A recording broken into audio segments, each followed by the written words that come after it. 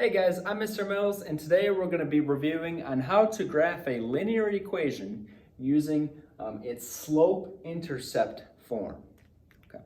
So slope-intercept form, that is that form of y equals mx plus b. Okay. Now this is one of the most familiar formulas in algebra, right? The slope-intercept form, where x and y are variables, right? These are variables. Maybe it would help if I wrote them in red. Variables, okay? And then beyond x and y, I have m and I have b. Well, b is going to be my y-intercept. Okay, so this is my y-intercept, b. Okay. And then the very last thing I have is m, and m is going to be my slope.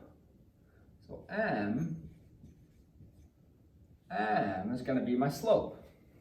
Okay. Now I didn't write this super pretty, but I believe that you get the idea, right? So I have y equals mx plus b, where b is my y-intercept and m is my slope. Those are the two biggest things you need to know about the equation. B is the y-intercept, m is the slope. Okay? So I'm going to use my knowledge of y-intercepts and slope and really put them together to be able to graph a linear equation in 3 seconds. Okay? So let's make up a random equation. It doesn't matter what it is. I'm going to make up a random equation. How about y equals, let's do 3x minus 1. Okay. Y equals 3x minus 1.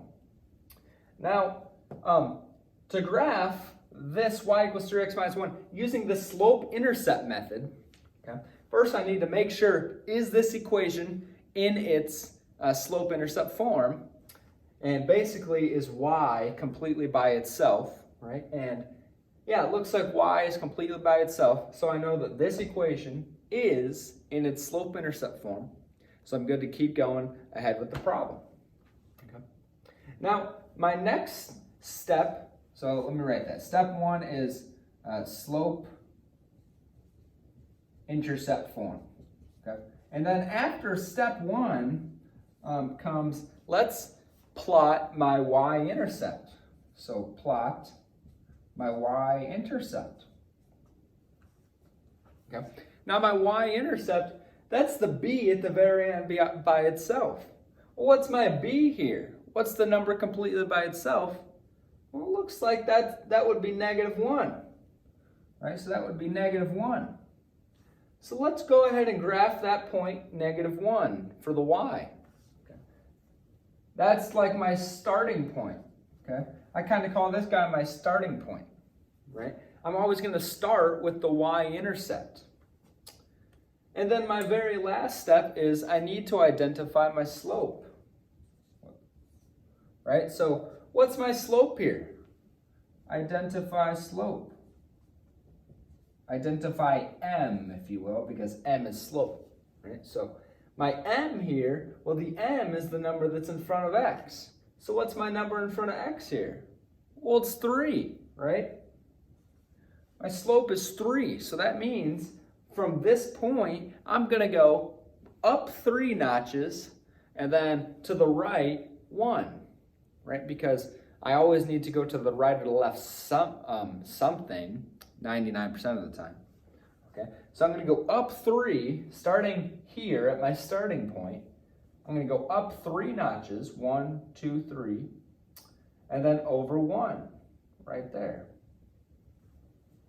Okay, so now I have 2 points, and just like any other line, I'm good to go ahead and start plotting those guys, start drawing a line through those two to complete my linear equation.